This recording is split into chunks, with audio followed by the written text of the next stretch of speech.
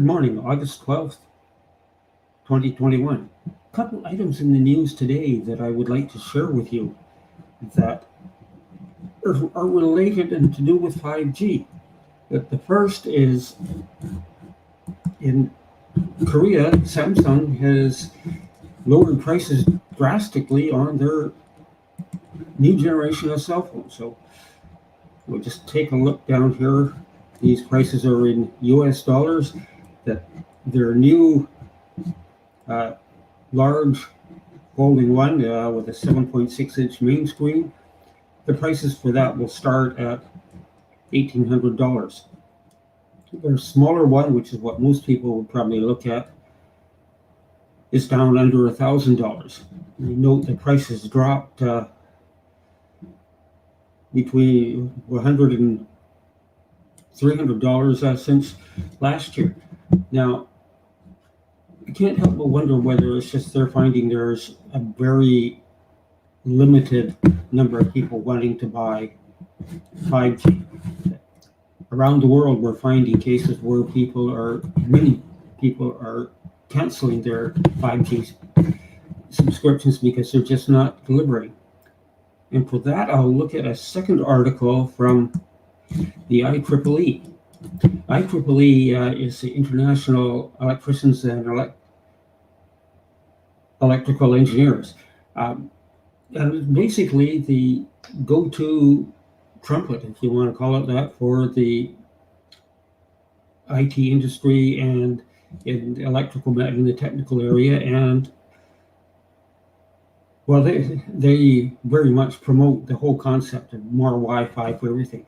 But if you go down through this article, it gets rather interesting. Now, they do put a bit of a disclaimer here that it's a guest post and not necessarily the IEEE that is saying this. But the guest post starts out with 5G buzz centers on the potential it offers society. Light and fast downloads, very low latencies, and new and improved technologies like virtual reality and self-driving cars.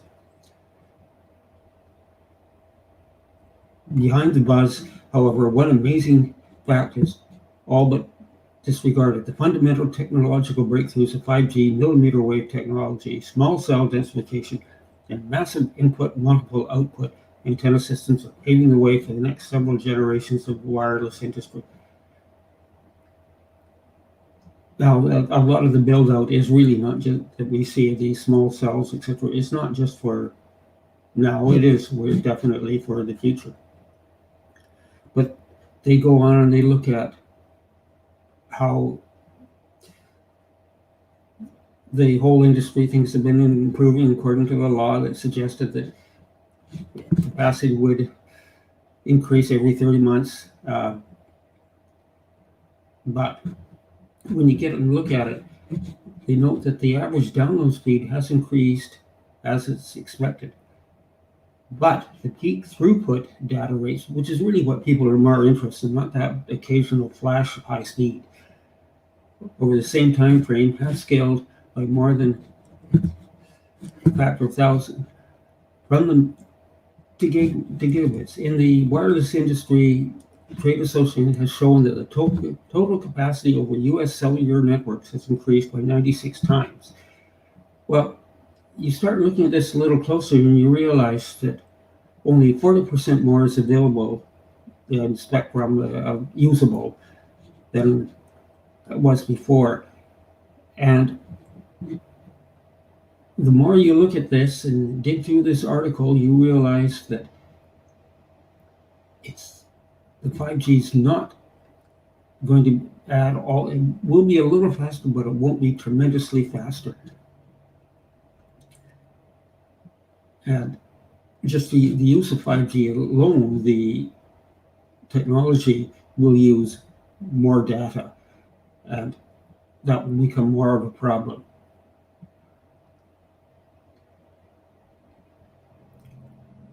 But where I really start getting concerned is when we start talking about getting up into the terahertz range of radiation, which is at one time was the ionizing area of radiation. Now we don't hear them talk about that. At one time, only ionizing radiation would cause people harm, according to the government hired people as well as industry. Well, most of us know that was definitely not true. But the more you dig into this article, the more you realize that 5G is a must. I would really recommend that people not buy 5G applications because they will not be getting what they think they are buying. Thanks very much.